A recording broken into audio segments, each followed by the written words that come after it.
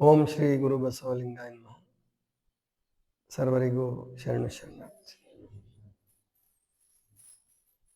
ಅಳೆಯುತ್ತ ಅಳೆಯುತ್ತ ಬಳಲುವರಲ್ಲದೆ ಕೊಳಗ ಬಳಲುವುದೇ, ನಡೆಯುತ್ತ ನಡೆಯುತ್ತ ಬಳಲುವರಲ್ಲದೆ ಬಟ್ಟೆ ಬಳಲುವುದೇ, ಶ್ರವವ ಮಾಡುತ್ತ ಮಾಡುತ್ತ ಬಳಲುವರಲ್ಲದೆ ಕೋಲು ಬಳಲುವುದೇ, ನಿಜವನರಿಯದ ಭಕ್ತ ಬಳಲುವನಲ್ಲದೆ ಲಿಂಗ ಬಳಲುವುದೇ, ಕೂಡಲ ಸಂಗಮ ದೇವ ಅರಸರಿಯದ ಬಿಟ್ಟಿಯೋ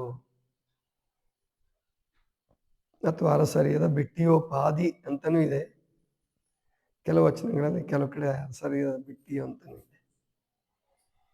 ಇವತ್ತು ಈ ವಚನದ ಬಗ್ಗೆ ಸ್ವಲ್ಪ ವಿಶ್ಲೇಷಣೆ ಮಾಡೋಣ.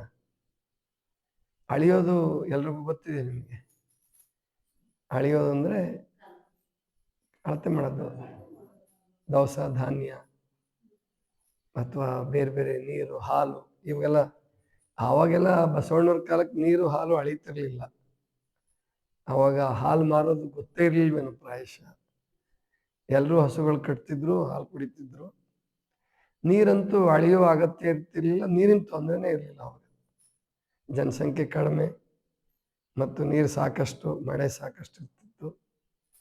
ಆವಾಗ ಅಳೆಯೋದೊಂದು ನೀರು ಹಾಲು ಅಲ್ಲ, ಕೇವಲ ದವಸ ಧಾನ್ಯಗಳು.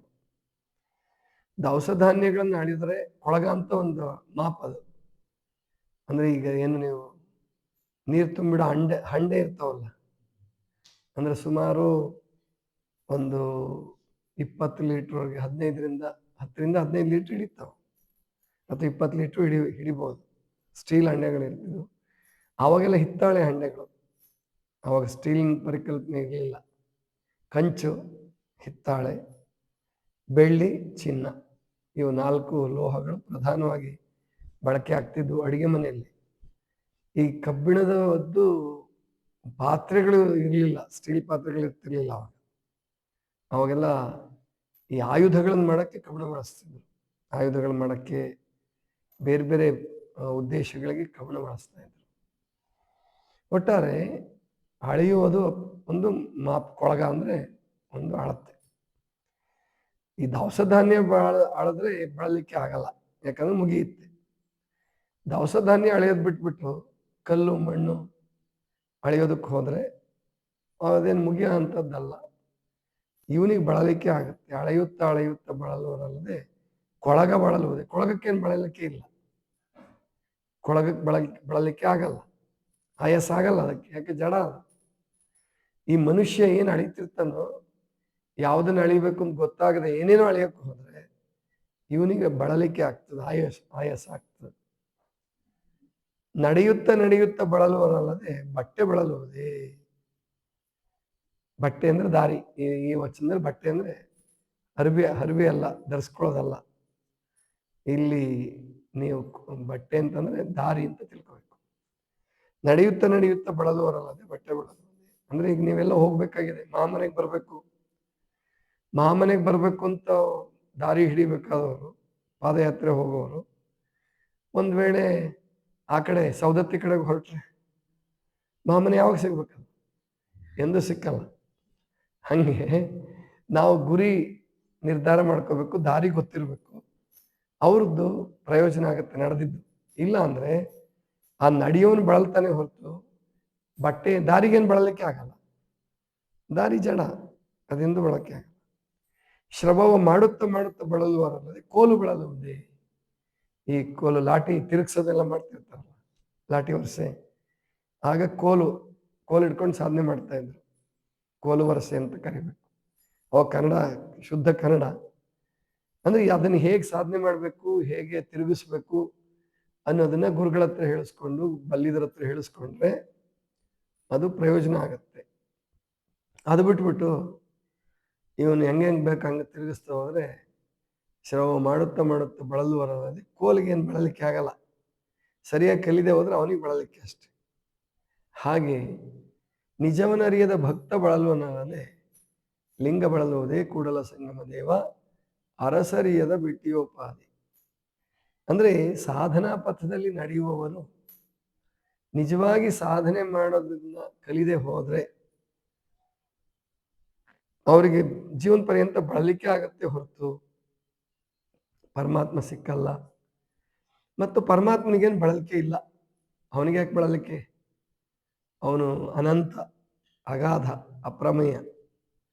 ಎಷ್ಟು ಲಕ್ಷ ಕೋಟಿ ಸಹಸ್ರ ಲಕ್ಷ ಕೋಟಿ ಕೋಟಿ ಕೋಟಿ ಅನಂತ ಕೋಟಿ ಗ್ಯಾಲಕ್ಸಿಗಳನ್ನು ನಿರ್ಮಾಣ ಮಾಡಿರುವಂತಹ ಬರೀ ನಕ್ಷತ್ರ ಅಲ್ಲ, ನಕ್ಷತ್ರಗಳ ಸಮೂಹನೇ ನಿರ್ಮಾಣ ಮಾಡಿರ್ತಕ್ಕಂಥ ಅವನಿಗೆ ಬಳಲಿಕೆ ಇಲ್ಲ ಆಗಬೇಕು. ಆದ್ದರಿಂದ ನಾವು ಸತ್ಯವನ್ನು ತಿಳಿಲಾರದೆ ಹೋದರೆ, ಸರಿಯಾಗಿ ಸಾಧನೆ ಮಾಡಲಾರದೆ ಹೋದರೆ ಅದು ಹೇಗಾಗತ್ತಪ್ಪ ಅಂದರೆ ಪರಮಾತ್ಮ ಕೃಪೆ ಅಂತೂ ಸಿಕ್ಕಲ್ಲ. ಅರಸರಿಯದ ಬಿಟ್ಟಿಯೋಪಾಧಿ, ಅರಸರಿಯದ ಬಿಟ್ಟಿಯೋಪಾಧಿ ಅಂದರೆ ರಾಜನಿಗೆ ಹಿಂದಿನ ಕಾಲದಲ್ಲಿ ಬಿಟ್ಟಿ ಕೆಲಸ ಮಾಡಬೇಕಾಗಿತ್ತು. ಬಿಟ್ಟಿ ಕೆಲಸ ಮಾಡಿದ್ರು ಕೂಡ ಅಲ್ಲೇನು ಪೂರ್ಣ ಬಿಟ್ಟಿ ಅಂತ ಏನಲ್ಲ, ಅವನಿಗೆ ಸಂತೋಷ ಆಗಿ ಬಹುಮಾನ ಕೊಡ್ತಿದ್ದ. ಈ ಬಿಟ್ಟಿ ಮಾಡಿದ ರಾಜನಿಗೆ ಗೊತ್ತಾದ್ರೆ ಸರಿ, ಅಧಿಕಾರಿಗಳೇ ಬಿಟ್ಟಿ ಮಾಡಿಸ್ಕೊಂಡ್ಬಿಟ್ಟು ರಾಜನಿಗೇನು ತಿಳಿಸ್ದೇ ಇದ್ರೆ ಅವನಿಗೆ ಬಹುಮಾನ ಸಿಕ್ಕಲ್ಲ, ಏನು ಸಿಕ್ಕಲ್ಲ, ರಾಜನಿಗೆ ಅವನ ಪ್ರೀತಿನೂ ಸಿಕ್ಕಲ್ಲ. ಹಾಗೆ ಪರಮಾತ್ಮ ಅನ್ನುವಂಥ ರಾಜ ಆದರೆ ಭಕ್ತ ಅಂತಕ್ಕಂಥವನು, ಸಾಧನೆ ಮಾಡ್ತಕ್ಕಂಥವನು, ಅದು ಗುರುಗಳ ಮಾರ್ಗದರ್ಶನದಲ್ಲಿ ಸರಿಯಾಗಿ ತಿಳ್ಕೊಂಡು ಸಾಧನೆ ಮಾಡಬೇಕು ಅನ್ನುವಂತಹ ಮಾತನ್ನ ಈ ವಚನದಾಗ ಹೇಳ್ತಾರೆ. ಇವತ್ತು ಈ ವಚನ ಯಾಕೆ ನೆನಪಾಯ್ತು ಅಂದ್ರೆ ನಾವು ನಡೀತೀವಲ್ಲ ಈಗ, ಗೊತ್ತಾಯ್ತು, 10 ಗಂಟೆಯಿಂದ ನಾವು ನಡೀತೀವಿ. ಅವಾಗ ಪಾದಯಾತ್ರೆ ಮಾಡ್ತೀವಿ, ಪಾದಯಾತ್ರೆ ಮಾಡ್ಕೊಂತಾನು ಬಂದಿದ್ದೀವಿ. ಈಗ 34ನೇದ 35ನೇದ ಇದು. ಇದಕ್ಕಿಂತ ಮುಂಚೆನೂ ನಾನು ಗದಗಲ್ಲಿದ್ದಾಗಲೂ ಪಾದಯಾತ್ರೆ ಮಾಡಿಸಿದ್ದೀನಿ, ಅಲ್ಲಿ ಮಾಡ್ತಾ ಇದ್ವಿ. ಪ್ರತಿ ಅಮಾವಾಸ್ಯೆಗೆ ಡಂಬ್ಳಕ್ಕೆ ಹೋಗ್ತಾ ಇದ್ವಿ. ರಾತ್ರಿ 12 ಗಂಟೆಗೆ ಬಿಟ್ಟು 5 ಗಂಟೆಗೆ ತಲುಪ್ತಾ ಇದ್ವಿ. 22 ಕಿಲೋಮೀಟರ್ ಇತ್ತದು, ಅಲ್ಲಿಗೂ ಹೋಗ್ತಾ ಇದ್ವಿ. 48 ಅಮಾವಾಸ್ಯೆ ನಾನು ಹೋದೆ, 50 ಅಮಾವಾಸ್ಯೆಗೆ ಮುಗಿಸಿದ್ವಿ. ಅದು ಮುಂದೆ ದೊಡ್ಡ ರೋಡ್ ಆಯಿತು, ಬೇಡ ಅಂತೇಳಿ ಅದನ್ನು ನಿಲ್ಲಿಸಿದ್ವಿ. ಅದು ವಾಹನಗಳು ಜಾಸ್ತಿ ಆಗ್ತವೆ ಅಂತ ಹೇಳಿ. ಆಮೇಲೆ ಪಾದಯಾತ್ರೆ, ಉಳುವಿಗೆ ಪಾದಯಾತ್ರೆ ಮಾಡ್ತಾ ಇರ್ತೀವಿ. ಇದು ಬೆಳದಿಂಗಳ ಪಾದಯಾತ್ರೆ ಅಂತೇಳಿ ಈಗೊಂದು 3-4 ವರ್ಷದಿಂದ, ಮೊದಲಿಂದ ಕಲ್ಪನೆ ಇತ್ತು ಮಾಡಬೇಕು, ಯಾವ ರೂಪದಲ್ಲಿ ಮಾಡಬೇಕು, ಹೇಗೆ ಮಾಡಬೇಕು ಅನ್ನೋದು ಚಿಂತನೆ ಭಾಳ ದಿವಸದಿಂದ ಇತ್ತು. ಅದಕ್ಕೊಂದು ಐಡಿಯಾ ಸಿಕ್ತು, ಮಾಡ್ತಾ ಇದ್ದೀವಿ. ಮತ್ತು ಇದು ನಾವು ಮಾಡ್ತಾ ಇರ್ತಕ್ಕಂಥದ್ದು ವ್ಯರ್ಥವ, ಮಾಡಬೇಕಾ ಮಾಡಬಾರ್ದ? ಪಾದಯಾತ್ರೆ ಮಾಡೋದ್ರಿಂದ ಏನು ಪ್ರಯೋಜನ ಆಗುತ್ತೆ ಅದು ನೀವು ತಿಳ್ಕೊಬೇಕಲ್ಲ. ಹೊಸಬ್ರು ಬಂದಿದ್ದೀರಿ ಭಾಳ ಜನ. ಇವತ್ತು ನಮ್ಮ ಕೈಲಾಸ ಹಿರೇಮಠ ಅವರ ನೇತೃತ್ವದಲ್ಲಿ ಬಂದಿದ್ದೀರಲ್ಲ, ಅವರೆಲ್ಲ ಬಂದಿದ್ದಾರೆ. ಹೊಸಬ್ರು ಅವರೆಲ್ಲ ಪೂರ. ನಮ್ಮ ಮಿರೇಜ್ಕರ್ ಅವ್ರು ಬಂದಿರಬೇಕು, ರಾಜೇಂದ್ರ ಮಿರೇಜ್ಕರ್ ಬಂದಿಲ್ವಾ? ಬರ್ತೀವಿ ಅಂತ ಅಂದಿದ್ರು. ಅವರು ಹೊಸಬ್ರು. ಇವತ್ತು ದ್ರಾಕ್ಷಾಯಣಮ್ಮ ಕಾಣುತ್ತೆ ವಚನ, ಆಕೆನೂ ಇವತ್ತೇ ಉದ್ಘಾಟನೆ.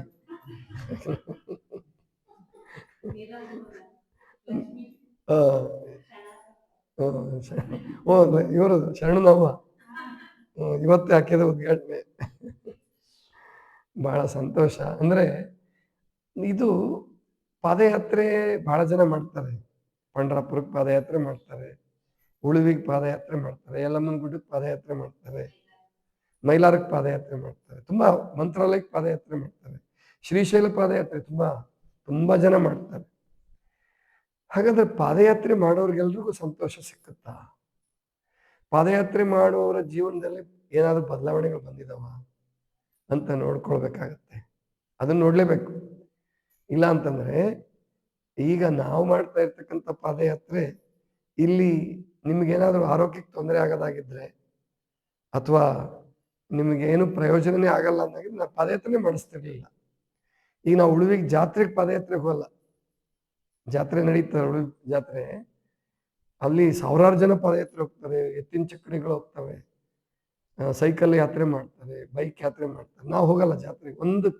ಒಂದು ವರ್ಷ ಹೋಗಿದ್ದೆ, 96ನೇ ಇಸ್ವಿ, 96ರಲ್ಲಿ ಫೆಬ್ರವರಿ ತಿಂಗಳು ಕಾಣುತ್ತದು. ಅದೇ ನನ್ನ ಜೀವನದಲ್ಲಿ ದೀರ್ಘ ಪಾದಯಾತ್ರೆ, ಅಂದರೆ ನನ್ನ ಜೀವನದಲ್ಲಿ ಮೊದಲನೇ ಪಾದಯಾತ್ರೆ, ದೀರ್ಘವಾದ ಪಾದಯಾತ್ರೆ. ಅವತ್ತೇ ನೋಡಿಕೊಂಡೆ. ಆವಾಗಲೇ ನಾನು ತೀರ್ಮಾನ ಮಾಡ್ಕೊಂಡಿದ್ದೆ, ಈ ಜಾತ್ರೆ ಪಾದಯಾತ್ರೆಗೆ ಬರಬಾರ್ದು, ಪಾದಯಾತ್ರೆ ಮಾಡೋದ್ರಿಂದ ಏನು ಪ್ರಯೋಜನ ಮೊದಲನೇದು ತಿಳ್ಕೊಬೇಕು. ಅದು ನಾವು ಮಾಡ್ತಾ ಇರೋ ಪಾದಯಾತ್ರೆ ಇದೆಯಲ್ಲ, ಇದು 17ರಿಂದ 18 ಕಿಲೋಮೀಟರ್ ಆಗುತ್ತೆ. ಇದು ಅಂದರೆ 8-8.5 ಕಿಲೋಮೀಟ್ರ್ ಈ ಕಡೆಯಿಂದ ಹೋಗ್ತೀವಿ, ಆ ಕಡೆಯಿಂದ 8.5 ಕಿಲೋಮೀಟ್ರ್ ಬರ್ತೀವಿ. ಇದು ರಾತ್ರಿ ಮಾಡ್ತಕ್ಕಂಥದ್ದು, ಬೆಳದಿಂಗಳಲ್ಲಿ ಮಾಡೋದು. ಎಷ್ಟು 1-2 ಸಾರಿ 3 ಸಾರಿ ಮಳೆಲೇ ಮಾಡಿದ್ದೀವಿ, ಪೂರ್ಣ ಮಳೆಲೇ. ಹೋಗುವಾಗಲೂ ಮಳೆನೇ, ಬರುವಾಗಲೂ ಮಳೆನೇ, ಆದರೂ ಮಾಡಿದ್ದೀವಿ. ಅವತ್ತು ಕ್ಯಾನ್ಸಲ್ ಮಾಡಬೇಕು ಅಂತ ಹೊರಟಿದ್ದೆ, ಆದರೆ ಕೊಪ್ಪಳದಿಂದ ಬಂದಿದ್ದರು, ಧಾರವಾಡದಿಂದ ಬಂದಿದ್ದರು, ಎಲ್ಲರೂ ಹೋಗೇ ಬಿಡೋಣ್ರಪ್ಪ ಅಂತಂದರು. ಆದ್ದರಿಂದ ಪಾದಯಾತ್ರೆ ಮಾಡಿದ್ವಿ. ಹಾಗಾದರೆ ಪಾದಯಾತ್ರೆಯಿಂದ ಪ್ರಯೋಜನ ಏನೋ ಬೇಕಲ್ಲ. ಪ್ರತಿಯೊಂದು ಕೆಲಸದಿಂದನೂ, ಪ್ರತಿಯೊಂದು ಸಾಧನೆಯಿಂದಲೂ ಏನಾದರೂ ಒಂದು ಪ್ರಯೋಜನ ಬೇಕು. ಅದು ಪ್ರಯೋಜನ ಸಿಗ್ತಾ ಇಲ್ಲ, ಅದ್ರ ಉಲ್ಟಾ ಆರೋಗ್ಯ ಕೆಡ್ತಾ ಇದೆ ಅಂತ ಇಟ್ಕೊಳ್ಳಿ. ಈಗ ನಾವೇನೋ ಒಂದು ಸಾಧನೆ ಮಾಡ್ತಾ ಇದ್ದೀವಿ, ಈ ಜಾತ್ರೆಗೆ, ಉಳುವಿಗೆ, ಪಾದಯಾತ್ರೆಗೆ ಹೋಗ್ತಾರೆ. ಅವರ ವ್ಯಕ್ತಿತ್ವದಲ್ಲಿ ಬದಲಾವಣೆ ಬರ್ತಾ ಇಲ್ವಾ ಅಂದರೆ ಆ ಪಾದಯಾತ್ರೆ ಪ್ರಯೋಜನ ಇಲ್ಲ ನನ್ನ ಪ್ರಕಾರ. ಅದು ದೇವರಿಗೆ ಮುಟ್ಟಲ್ಲ. ಯಾಕಂದರೆ ಎತ್ತುಗಳನ್ನ ಸಿಕ್ಕಾಪಟ್ಟೆ ಓಡಿಸೋದು, ಎಷ್ಟೋ ಎತ್ತುಗಳು ಕಾಲು ಮುರಿದೋಗ್ಬಿಡುತ್ತೆ. ಆಮೇಲೆ ಕುಡಿದು ತಾವು ಕುಡಿಯೋದು, ಕೆಲವರು ಎಂಥ ಮೂರ್ಖರಿದ್ದಾರೆ, ಅಯೋಗ್ಯರಿದ್ದಾರೆ ಅಂದರೆ ಎತ್ತುಗಳಿಗೂ ಕುಡಿಸ್ಬಿಡ್ತಾರಂತೆ. ಇಂತಹ ಅವಿವೇಕಿಗಳು, ಅಯೋಗ್ಯರು ಪಾದಯಾತ್ರೆ ಮಾಡಿದ್ರು ಪ್ರಯೋಜನ ಇಲ್ಲ, ಯಾವ ಯಾತ್ರೆ ಮಾಡಿದ್ರು ಪ್ರಯೋಜನ ಇಲ್ಲ, ಮಾಡಬಾರ್ದು. ಆದರೆ ಅವ್ರು ಬಿಡಲ್ಲ. ಅವರು ಎಲ್ಲ ಕ್ಷೇತ್ರದಲ್ಲೂ ಇಂಥವ್ರು ಪಾದಯಾತ್ರೆ ಸೇರ್ಕೊಂತಾರೆ, ಏನು ಮಾಡೋಕ್ಕಾಗಲ್ಲ. ಅಂಥವ್ರನ್ನೂ ಪರಮಾತ್ಮ ಅಂಥವ್ರಿಗೂ ಅವಕಾಶ ಕೊಡ್ತಾನೆ. ಆದರೆ ನೀವು ಅಂದರೆ ತಿಳುವಳಿಕೆಯಿಂದ ಮಾಡಬೇಕು ಪಾದಯಾತ್ರೆಯನ್ನು. ಇದು ರಾತ್ರಿ ಹೊತ್ತೇ ಯಾಕೆ ಇಟ್ಟಿದ್ದೀನಪ್ಪ ಪಾದಯಾತ್ರೆ ಅಂತಂದರೆ, ನಿದ್ರೆ, ಸಾಮಾನ್ಯವಾಗಿ ರಾತ್ರಿ ಹೊತ್ತು ನಿದ್ದೆ ಬರಲ್ಲ ಅನ್ನೋದು ಕೆಲವರು ತುಂಬ ಜನರಿಗೆ ಸಮಸ್ಯೆ ಇದೆ. ಮಲ್ಕೊಂಡು ಕೂಡಲೇ ನಿದ್ದೆ ಬರಲ್ಲ, ಆಮೇಲೆ ರಾತ್ರಿ ನಿದ್ದೆ ಬರಲ್ಲ, ಬೆಳಿಗ್ಗೆ ಬೇಗ ಎಚ್ಚರ ಆಗಲ್ಲ, ಈ ಸಮಸ್ಯೆಗಳೆಲ್ಲ ಇದೆ. ರಾತ್ರಿ ವೇಳೆ ಪಾದಯಾತ್ರೆ ಮಾಡೋದ್ರಿಂದ, ಅಂದರೆ ಈ ನಾವು ಚಿಕ್ಕ ಹುಡುಗರಿದ್ದಾಗ ಕೇಳ್ತಾ ಇದ್ವಿ, ಅಮಾವಾಸ್ಯೆ ಕಟ್ಲೆ ಅಂತ ಮಾಡ್ತಿದ್ರು. ಕಟ್ಲೆ ಅಂದರೆ ನಿಯಮ, ಕಟ್ಟಲೆ, ಕಟ್ಟಳೆ, ಕಟ್ಟಲೆ ಅಂದರೆ ನಿಯಮ ಮಾಡೋದು. ಅಲ್ಲಿ ದೇವರಿಗೆ ಬೆಟ್ಟದಕ್ಕೋ ಗುಡ್ಡಕ್ಕೋ ಹೋಗಿ ಭಜನೆ ಮಾಡಿ ಅಲ್ಲಿ ಜಾಗರಣೆ ಮಾಡಿ ಬರ್ತಿದ್ರು. ಕೆಲವರು ಹುಣ್ಣಿಮೆಗೆ ಮಾಡ್ತಿದ್ರು, ಪೌರ್ಣಮಿ ಕಟ್ಲೆ ಅಂತ ಕರಿತಿದ್ರು ಅದಕ್ಕೆ. ನಾವು ಚಿಕ್ಕವರಿದ್ದಾಗ ಕೇಳ್ತಿದ್ವಿ, ಪೌರ್ಣಮಿ ಕಟ್ಲೆ, ಅಮಾವಾಸ್ಯೆ ಕಟ್ಲೆ ಅಂತ ಕೇಳ್ತಾ ಇದ್ವಿ. ಅದು ಇತ್ತೀಚೆಗೆ ಹೊರಟೋಯ್ತು, ಬಹಳ ಕಡೆ ಕಡಿಮೆ ಆಗಿದೆ. ಎಲ್ಲೋ ಕರ್ನಾಟಕದಲ್ಲಿ ಕಷ್ಟಪಟ್ಟು ಹುಡುಕಾಡಿದ್ರೆ ಒಂದು 5ರಿಂದ 10 ಕಡೆ ಸಿಕ್ಕರೆ, 20 ಕಡೆ ಸಿಕ್ಕರೆ ಅಮಾವಾಸ್ಯೆಯಲ್ಲಿ ಮಾಡ್ತಾರೆ. ಅಮಾವಾಸ್ಯೆಯಲ್ಲಿ ಮಠಗಳಲ್ಲಿ, ನಮ್ಮ ಉತ್ತರ ಕರ್ನಾಟಕ ಮಠಗಳಲ್ಲಿ ಅಮಾವಾಸ್ಯೆಗೆ ಬಹಳ ಕಡೆ ಕಾರ್ಯಕ್ರಮಗಳಿರುತ್ತೆ. ಆದರೆ ಈ ಕಾರ್ಯಕ್ರಮ ಕಟ್ಲೆ ಮಾಡೋರು ಭಜನೆ ಮಾಡ್ತಿದ್ರು. ಭಜನೆ ಮಾಡುವಾಗಲೂ ಕೂಡ ಅಲ್ಲಿ ತಪ್ಪು ಮಾಡ್ತಾ ಇದ್ದಿದ್ದೇನೆಂದರೆ, ಕೆಲವರು, ಎಲ್ಲರೂ ಅಲ್ಲ, ಗಾಂಜಾ ಸೇದೋದು ಅಥವಾ ಕುಡಿದ್ಬಿಟ್ಟು ಭಜನೆ ಮಾಡೋದು, ಈ ಥರ ಚಟಗಳಿದ್ದರೆ ಅದರಿಂದ ಏನು ಪ್ರಯೋಜನ? ಜಾಸ್ತಿ ಪ್ರಯೋಜನ ಇಲ್ಲ. ಪ್ರಯೋಜನವೇ ಇಲ್ಲ ನನ್ನ ಪ್ರಕಾರ. ಚಟ ಮಾಡ್ಕೊಳಕ್ಕೆ ಒಂದು ಕಾರಣ ಕಂಡ್ಕೊತಾರೆ ಅವರಷ್ಟೇ. ಜಾತ್ರೆಗಳ ಹೆಸರಿನಲ್ಲಿ, ದೇವರ ಹೆಸರಿನಲ್ಲಿ ಪಾದಯಾತ್ರೆ ಮಾಡೋದು ಕೂಡ ಚಟಗಳಿಲ್ಲದೆ ಹೋದರೆ ಒಳ್ಳೆಯದು. ಆಮೇಲೆ ಇತ್ತೀಚೆಗೆ ಏನಾಗಿದೆ ಅಂದರೆ, ಸಿಕ್ಕಾಪಟ್ಟೆ ವಾಹನಗಳು. ಈಗ ಉಳುವಿ ಅಲ್ಲದೆ ಬೇರೆ ಕಡೆ ಪಾದಯಾತ್ರೆ ಮಾಡಿದ್ರೆ ನಾನು ಮಾಡಲ್ಲ. ಬಸವ ಕಲ್ಯಾಣ ಪಾದಯಾತ್ರೆ ಮಾಡಿದ್ವಿ, ಉಳುವಿಂದ ಬಸವ ಕಲ್ಯಾಣ. ಅಲ್ಲೂ ಕೂಡ ನಾವೇನು ಮಾಡಿದ್ವಿ ಅಂದರೆ, ಬೆಳಗ್ಗೆ 3 ಗಂಟೆಗೆ ಬಿಡೋದು, 2 ಗಂಟೆಗೆ ಬಿಟ್ಟಿದ್ದೀವಿ. ಒಂದೊಂದು ದಿವಸ ಜಾಸ್ತಿ ದೂರ ನಡೆಯೋದಿದ್ರೆ 2 ಗಂಟೆಗೆ ಬಿಟ್ಟಿದ್ದೀವಿ. ವಾಹನಗಳು ಕಡಿಮೆ ಇರ್ತಕ್ಕಂಥ ರಸ್ತೆನೇ ನಾವು ಸರ್ವೆ ಮಾಡಿದ್ವಿ. ಹಳ್ಳಿ ಒಳಗಡೆ ರೂಟ್ ಹೋಗುತ್ತಲ್ಲ, ಅಂಥ ರಸ್ತೆನೇ ಆಯ್ಕೆ ಮಾಡಿಕೊಂಡು ಸಾಧ್ಯವಾದಷ್ಟು ಮಟ್ಟಿಗೆ 95% ಪಾದಯಾತ್ರೆ ಇಂಥದ್ರಲ್ಲೇ ನಡೀತು. ಎಲ್ಲೋ ಹುಬ್ಳಿ, ಧಾರವಾಡ ಅಲ್ಲೂ ಕೂಡ ನಾವು ಹೈವೇನ ಅವಾಯ್ಡ್ ಮಾಡಿದ್ವಿ. ಹಿಂಗೆ ಕಣಿವನ್ನಾಪುರದಿಂದ ಹೋದ್ವಿ, ತಾರೆಯಾಳದ ಮೇಲೆ ಹೋದ್ವಿ. ಅಲ್ಲಿ ಹುಬ್ಳಿಯಿಂದ ಮತ್ತೆ ಯಾವ ಊರದು, ಒಂದು ಊರು ಬರುತ್ತಲ್ಲ, ಆ ಊರಲ್ಲಿ ವಸತಿ ಮಾಡಿದ್ವಿ ನಾವು. ಅಲ್ಲೂ ಅಷ್ಟೇ ಒಳಗಿಂದೊಳಗೆ ಹೋದ್ವಿ. ಅಲ್ಲಿ ಹೈವೇ ಹಿಡಿಲಿಲ್ಲ ನಾವು. ಅಲ್ಲಿ ಒಬ್ಬರು ಗವಾಯಿಗಳಿದ್ದಾರೆ, ಆ ಊರ ಹೆಸರು ನೆನಪಾಗ್ತಾ ಇಲ್ಲ ಇವಾಗ. ಒಟ್ಟಾರೆ ಹಿಂಗೆ ಇಂಥ ರಸ್ತೆನೇ ಆಯ್ಕೆ ಮಾಡಿದ್ವಿ. ವಾಹನಗಳು ಜಾಸ್ತಿ ಸಂಚಾರ ಮಾಡುವಂಥದ್ರಲ್ಲಿ, ಈ ಮಂತ್ರಾಲಯ, ಶ್ರೀಶೈಲ ಈ ಕಡೆ ಎಲ್ಲ ಹೋಗ್ಬೇಕಾ, ತಿರುಪತಿ, ಅಲ್ಲಿಗೆ ಬೆಂಗಳೂರಿಂದ ತಿರುಪತಿ ಪಾದಯಾತ್ರೆ ಹೋಗ್ತಾರೆ ಭಾಳ ಜನ, ತುಂಬ ವಾಹನಗಳು. ಮತ್ತು ಬೆಂಗಳೂರಿಂದ ಧರ್ಮಸ್ಥಳಕ್ಕೆ ಪಾದಯಾತ್ರೆ ಬರ್ತಾರೆ ತುಂಬ ಜನ, ಅಲ್ಲೂ ಅಷ್ಟೇ ಫುಲ್ ಹೈವೇನೇ ಅದು. ಹಾಗೆ ಮಾಡಿದ್ರೆ ಏನು ಹೆಚ್ಚಿನ ಪ್ರಯೋಜನ ಆಗಲ್ಲ. ಯಾಕಂದರೆ ವಾಹನಗಳ ಹಾರ್ನ್ ಗಲಾಟೆ, ಕೆಲವರು ಪಾದಯಾತ್ರೆ ಮಾಡಿರ್ಬೇಕಾದ್ರೆ ಸತ್ತೋರು ಉಂಟು, ವಾಹನಗಳಿಗೆ ಸಿಕ್ಕು ಸತ್ತಿರೋರು ಉಂಟು. ಆಮೇಲೆ ಡೀಸೆಲ್ಲು ಪೆಟ್ರೋಲು ಹೊಗೆ ಧೂಳು ಇದೆಲ್ಲ. ಈ ಪಾದಯಾತ್ರೆ ಈ ಥರ ಮಾಡಬಾರ್ದು. ಸಾಧ್ಯವಾದಷ್ಟು ಮಟ್ಟಿಗೆ ಶುದ್ಧವಾದ ಹವೆ ಇರಬೇಕು. ಇನ್ನು ರಾತ್ರಿ ಪಾದಯಾತ್ರೆ ಮಾಡೋದ್ರಿಂದ ಆಗಿದ್ದ ಪ್ರಯೋಜನ, ನನ್ನ ವೈಯಕ್ತಿಕ ಪ್ರಯೋಜನನೇ ಹೇಳ್ತೀನಿ. ಮೊದಲು ಈ ಕಡೆಯಿಂದ ಹೋಗುವಾಗ ಆರಾಮಾಗಿ ಹೋಗ್ಬಿಡ್ತಿದ್ವಿ. ಆ ಕಡೆಯಿಂದ ಬರುವಾಗ 2-3 ಪಾದಯಾತ್ರೆ 2-3 ತಿಂಗಳು ನಿದ್ದೆ ಬಂದಂಗೆ ಆಗ್ತಿತ್ತು. ನಿದ್ದೆ ಅಂದರೆ ತಡಿತಿದ್ವಿ, ಆದರೂ ತೂಕಡಿಕೆ ಬಂದಂಗೆ ಆಗೋದು ಏನಾರ ಆಗ್ತಿತ್ತು. ಈಗ ಬರ್ತಾ ಬರ್ತಾ ಬರ್ತಾ ಏನು ತೊಂದರೆ ಆಗ್ತಾ ಇಲ್ಲ. ಆಮೇಲೆ ಈ ದಾರ್ಢ್ಯತೆ ಅಂತ ಕರೀತಾರೆ, ದೈಹಿಕ ದಾರ್ಢ್ಯತೆ, ಮಾನಸಿಕ ದಾರ್ಢ್ಯತೆ ಅಂದರೆ ಸ್ಟ್ಯಾಮಿನಾ ಅಂತ ಕರೀತಾರೆ ಇಂಗ್ಲೀಷಲ್ಲಿ. Physical stamina, mental stamina, psychological stamina ಜಾಸ್ತಿ ಆಗುತ್ತೆ. ಇದು ಈ ಪಾದಯಾತ್ರೆಯಿಂದ ಜಾಸ್ತಿ ಆಗುತ್ತೆ. ಅದಕ್ಕೆ ವಯಸ್ಸಾದವರು ಈ ಪಾದಯಾತ್ರೆಗೆ ಭಾಗವಹಿಸೋಕೆ ಇಷ್ಟಪಡ್ತಾರೆ. ಹಿರಿಯ ನಾಗರಿಕರು ಕೂಡ ತುಂಬ ಜನ ಇಷ್ಟಪಡ್ತಾರೆ. ಯುವಕರುಗಳು ಬಹಳ ಸಂಖ್ಯೆಯಲ್ಲಿ ಬರ್ತಾ ಇಲ್ಲ, ಮುಂದೆ ಬರ್ಬೋದು. ಇವತ್ತೆಲ್ಲ ನಾಳೆ ಇದೇ ಸತತವಾಗಿ ಕಾರ್ಯಕ್ರಮ ನಡೆಸಿದ್ರೆ ಖಂಡಿತ ಬರ್ತಾರೆ. ಅದಕ್ಕೆ ಒಬ್ಬರು ಸಲಹೆ ಮಾಡಿದರು, ಈ ಪಾದಯಾತ್ರೆ ರೂಪಿಸ್ಬೇಕಾದ್ರೆ ವೀರನಾರಾಯಣ ಕುಲಕರ್ಣಿ ಅಂತ ಹೇಳಿ ಅವರು ನಾವು ಎಲ್ಲ ಸೇರ್ಕೊಂಡು ಚರ್ಚೆ ಮಾಡಿದ್ವಿ. ಯಾರಿಗೂ ನಾವು ಅವಲಂಬಿತರಾಗಿರಬಾರ್ದು. ಮೊದಲು 2-3 ಪಾದಯಾತ್ರೆ ದೂರ ದೂರ ಹೋದ್ವಿ. ಅದಕ್ಕೆ ಕ್ಲಾಸಿಕ್ದವ್ರಿಗೆ ಬಸ್ ಕೇಳ್ತಾ ಇದ್ವಿ ನಾವು, ಬರುವಾಗ ಬಸ್ಸಿಗೆ ಕರ್ಕೊಂಬರಕ್ಕೆ ಅಂತ ಹೇಳಿ ಅವರು ಕ್ಲಾಸಿಕ್ದವರು 2 ಸಾರಿ ಬಸ್ ಕಳಿಸಿದ್ರು. ನಾವು ವಿಚಾರ ಮಾಡಿದ್ವಿ, ಇದೇ ಥರ ಎಷ್ಟು ದಿವಸ ಅಂತ ನಾವು ಕೇಳೋದು ಬೇಡ. ನಾವು ಯಾರ ಮೇಲೂ ಅವಲಂಬಿತ ಆಗಿರಬಾರ್ದು. ಕಡಿಮೆ ಖರ್ಚಲ್ಲಿ ಈ ಪಾದಯಾತ್ರೆ ಮುಗಿಬೇಕು. ಅದಕ್ಕೆ ಹೋಗಿ ವಾಪಸ್ ಬರಬೇಕು ಅಷ್ಟೇ ರೂಪಿಸ್ಕೊಂಡಾಗ, ಮತ್ತೆ ತುಂಬ ದೀರ್ಘ ಆಗಬಾರ್ದು, ಅತಿ ದಣಿವಾಗಬಾರ್ದು. ಬರಬೇಕು, ಸ್ವಲ್ಪ ವಿಶ್ರಾಂತಿ ಮಾಡಬೇಕು, ತಮ್ಮ ದೈನಂದಿನ ಕೆಲಸದಲ್ಲಿ ಅವ್ರು ತೊಡ್ಕೊಂಡು ಬಿಡಬೇಕು. ಆ ರೀತಿ ಇದು ಸತತವಾಗಿ ನಡಿಬೇಕು ಅಂದರೆ ಈ ರೀತಿ ಇರಬೇಕು. ಜೊತೆಗೆ ಶನಿವಾರನೇ ಇಟ್ವಿ, ಹುಣ್ಣಿಮೆ ಮುಂದಿರಲಿ ಹಿಂದಿರಲಿ, ಶನಿವಾರ ದಿವಸನೇ ಬರಲಿ ಭಾನುವಾರ ದಿವಸನೇ ಬರಲಿ, ಶನಿವಾರ ರಾತ್ರಿನೇ ಈ ಪಾದಯಾತ್ರೆ ಮಾಡಬೇಕು ಅಂತ ಇಟ್ವಿ. ಯಾಕೆ ಅಂದರೆ ಭಾನುವಾರ ವಿಶ್ರಾಂತಿ ಆಗಬೇಕು. ಆ ಕಾರಣಕ್ಕೆ ರಜಾ ಆಗಬಾರ್ದು. ಕೆಲವರು ಬೆಂಗಳೂರಿಂದ ಬಂದರು, ಒಂದಷ್ಟು ಪಾದಯಾತ್ರೆ ಕೊಪ್ಪಳದಿಂದ ಬರ್ತಾ ಇದ್ದಾರೆ, ಗದಗಿನಿಂದ ನಮ್ಮ ಮನೋಜ್ ಅವರು ಬಂದಿದ್ದಾರೆ. ಇವರೆಲ್ಲ ದೂರ ದೂರದಿಂದ ಬರೋದ್ರಿಂದ ಭಾನುವಾರ ರಜೆ ಇದ್ದರೆ ಅನುಕೂಲ ಆಗುತ್ತೆ, ವಿಶ್ರಾಂತಿ ತಗೊಳ್ಳೋಕ್ಕೂ ಅನುಕೂಲ ಆಗುತ್ತೆ. ರೈತರಿಗೂ ಅನುಕೂಲ ಆಗಿದೆ ಈ ಪಾದಯಾತ್ರೆ. ಯಾಕಂದರೆ ಈಗ ಮನಗುಂಡಿ ಅವ್ರು 3 ಗಂಟೆಗೆ ಅಲ್ಲಿ ಮನಗುಂಡಿಗೆ ನಿಂತ್ಕೊಂತಾರ. 3 ಗಂಟೆಗೆ ಹೋಗಿ ಮಲ್ಕೊಂಡ್ರೆ, 3-3:30 ಹೋಗಿ ಮಲ್ಕೊಂಡ್ರೆ 6:30-7 ಗಂಟೆಗೆಲ್ಲ ಎದ್ದೇ ಬಿಡ್ತಾರೆ. ಸಾಕಾಗತ್ತೆ ನಿದ್ರೆ ಅಷ್ಟೇ. ಹೋಗಿ ಕೆಲಸಕ್ಕೆ ತಮ್ಮ ಹೊಲದ ಕೆಲಸ ಮಾಡ್ಕೊಳ್ಳೋಕ್ಕೂ ತೊಂದರೆ ಆಗಲ್ಲ. ಆಮೇಲೆ ಅತಿ ಆಯಾಸ ಆಗಲ್ಲ. ಈ ರೀತಿ ಪಾದಯಾತ್ರೆಯನ್ನು ಇದನ್ನು ನಿಯೋಜಿಸಲಾಗಿದೆ, ನಿರೂಪಿಸಲಾಗಿದೆ. ಅದಕ್ಕೆ ಈ ಸಾರಿ ಭಾಳ ಜನ ಬಂದಿದ್ದೀರ, ಭಾಳ ಸಂತೋಷ. ಪ್ರತಿ ತಿಂಗಳು ನೀವೇ ಲೆಕ್ಕ ಹಾಕೊಂಡ್ಬಿಡ್ಬೋದು ಹೆಂಗೆ ಪಾದಯಾತ್ರೆ ಇರುತ್ತೆ, ನೀವೇ ಗೆಸ್ ಮಾಡ್ಕೋಬೋದು.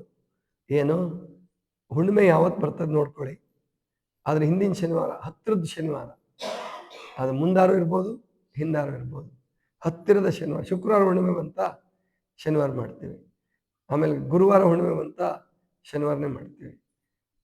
ಈ ಸಾರಿ ಬುಧವಾರ ಬಂದಿದೆ ಅನ್ಸುತ್ತೆ, ಮಂಗಳವಾರನ ಬುಧವಾರ ಬಂದಿದೆ, 29ಕ್ಕೆ ಅಲ್ವಾ, 29ಕ್ಕೆ ಬಂದಿದೆ. ಅದಕ್ಕೆ ಈ ಶನಿವಾರನೇ ಇಟ್ಟಿದ್ದೀವಿ. ಯಾಕಂದರೆ ಮುಂದೆ ಆಮೇಲೆ ಮುಂದಿನ ಶನಿವಾರದಷ್ಟೊತ್ತಿಗೆ ಬೆಳದಿಂಗಳಂತೂ ಈಗ ಸಿಕ್ಕಲ್ಲ, ಮಳೆಗಾಲ ಇರೋದ್ರಿಂದ ಬೆಳದಿಂಗಳ ಸಿಕ್ಕಲ್ಲ. ಅದಕ್ಕೆ ಈ ಶನಿವಾರನೇ ಇಟ್ಟಿದ್ದೀವಿ. ಆಮೇಲೆ ಮುಂದಿನ ಪಾದಯಾತ್ರೆ ಶ್ರಾವಣದಲ್ಲಿ ಬರ್ತದೆ. ನಾವು ಹದ್ದಿನಗುಡ್ಡದ ಬಸವಣ್ಣನ ದೇವಸ್ಥಾನಕ್ಕೆ ಹೋಗೋದಕ್ಕೆ ಶುರು ಮಾಡಿದ್ದು ಶ್ರಾವಣದ ಪಾದಯಾತ್ರೆಯಲ್ಲೇ. ಅಲ್ಲಿಗೆ 2 ವರ್ಷ ಆಗುತ್ತೆ ಅಲ್ಲಿಗೆ ಹೋಗಿ ಶುರು ಮಾಡಿ. ಮೊದಲು ದೇವ್ರ ಬಳಿಗೆ ಹೋಗ್ತಾ ಇದ್ವಿ, ಭಾಳ ಚೆನ್ನಾಗಿತ್ತು ರಸ್ತೆ ಅದು. ಇದು ಪರವಾಗಿಲ್ಲ, ಅಂದರೆ 1-2 ಡಾಬಾಗಳು ಭೇಟಿ ಆಗ್ತಾವೆ ಅಷ್ಟೇ. ಅಷ್ಟು ಬಿಟ್ಟರೆ ಇನ್ನೇನು ಬೇರೆ ಭಾಳ ಡಿಸ್ಟರ್ಬೆನ್ಸ್ ಏನಿರಲ್ಲ. ಅದ್ರ ಕಡೆ ಗಮನಿಸಲಾರ್ದೆ ಹೋಗೋದಷ್ಟೇ, ಏನು ಮಾಡೋಕ್ಕಾಗಲ್ಲ. ಅದಕ್ಕೆ ನಮ್ಮ ಹುಡುಗರಿಗೆ ತಮಾಷೆ ಮಾಡ್ತಿರ್ತೀನಿ, ಸ್ವರ್ಗದ ದಾರಿ ನರಕದ ಮೂಲಕನೇ ಹೋಗುತ್ತಪ್ಪ, ಏನು ಮಾಡೋಕ್ಕಾಗಲ್ಲ, ಅದು ದಾಟಬೇಕಾಗತ್ತೆ ಸ್ವಲ್ಪ ನರಕವನ್ನು ಅಂತ ಹೇಳಿ. ಅದಕ್ಕೆ ಈಗ ಈ ಪಾದಯಾತ್ರೆ ಇವತ್ತು 34ನೇ 35ನೇ ಪಾದಯಾತ್ರೆ. ಈಗ ಮಂಗಳ ಆಗುತ್ತೆ. ಮಂಗಳ ಆದಮೇಲೆ ನೀವೆಲ್ಲ ಪ್ರಸಾದ ತಗೊಳ್ಳಿ. ಮೇಲ್ಗಡೆ ಏನು ರೂಮ್ಗೇನು ಹೋಗೋದು ನಡೆಯುತ್ತೆ, ಆದರೆ 9:45ಕ್ಕೆ ಬಂದ್ಬಿಡಿ. ಹೊಸೊಬ್ಬರನ್ನ ಪರಿಚಯ ಮಾಡ್ಕೊಳ್ಳಿ. ಪ್ರಸಾದ ಆದಮೇಲೆ ಒಂದು ಅರ್ಧ ಗಂಟೆ ಮುಕ್ಕಾಲು ಗಂಟೆ ಟೈಮ್ ಇರ್ತದೆ. 9:55ಕ್ಕೆ ಸರಿಯಾಗಿ ಇಲ್ಲಿ ಕೆಳಗಡೆ ಅಂಗಳಕ್ಕೆ ಬನ್ನಿ. 10 ಗಂಟೆಗೆ ಕರೆಕ್ಟಾಗಿ ಬಿಟ್ಬಿಡೋಣ. ಸಮಯ ಪಾಲನೆನೂ ಕಲ್ತ್ಕೊಳ್ಳೋಣ. 5 ನಿಮಿಷನೂ ತಡ ಮಾಡೋದು ಬೇಡ. ಯಾಕೆ ಅಲ್ಲೇನು ಯಾರೂ ನಮಗೆ ಕಾಯೋರಿರಲ್ಲ, ಅಥವಾ ಏನೋ ಯಾರೋ ನಮಗೆ ಮೆಮೊ ಹಾಕಿಲ್ಲ, ಏನೂ ಇಲ್ಲ. ಆದರೆ ನಮಗೆ ನಾವೇ ಹಾಕ್ಕೋಬೇಕು. ಸಮಯಕ್ಕೆ ಸರಿಯಾಗಿ ಶುರುವಾಗಬೇಕು, ಸಮಯಕ್ಕೆ ಸರಿಯಾಗಿ ತಲುಪಬೇಕು. ಮತ್ತು ಅಲ್ಲಿ ಪ್ರಾರ್ಥನೆ, ಚಿಂತನ, ನಿಮ್ಮ ಅನುಭವ ಹಂಚ್ಕೋಬೋದು. ಅಲ್ಲಿ ಕೂಡ ಅಲ್ಲಿ ಹಾಡು ಹೇಳೋಕ್ಕೆ ಅವಕಾಶ ಇರಲ್ಲ, ಭಾಳ ಹೊತ್ತಾಗತ್ತೆ ಅಂತ. ಅನುಭವ ಹಂಚ್ಕೋಬೋದು, ಮಾತಾಡ್ಬೋದು, ಚಿಂತನೆ ಮಾಡ್ಬೋದು. ಮತ್ತು 1:15 ಗಂಟೆಗೆ ಅಲ್ಲಿಂದ ಬಿಡೋಣ. ಮತ್ತು 3:15, 3:45, 4 ಗಂಟೆ ಒಳಗಡೆ ಇಲ್ಲಿಗೆ ತಲುಪ್ತೀವಿ. ಇದಿಷ್ಟು ಇವತ್ತಿನ ಕಾರ್ಯಕ್ರಮ ಇರುತ್ತೆ. ಎಲ್ಲರೂ ಗಮನಿಸ್ಕೊಳ್ಳಿ ಅಂತ ಹೇಳ್ತಾ ಇವತ್ತಿನ ಚಿಂತನವನ್ನು ಮುಕ್ತಾಯ ಮಾಡೋಣ. ಸರ್ವರಿಗೂ ಶರಣು ಶರಣು.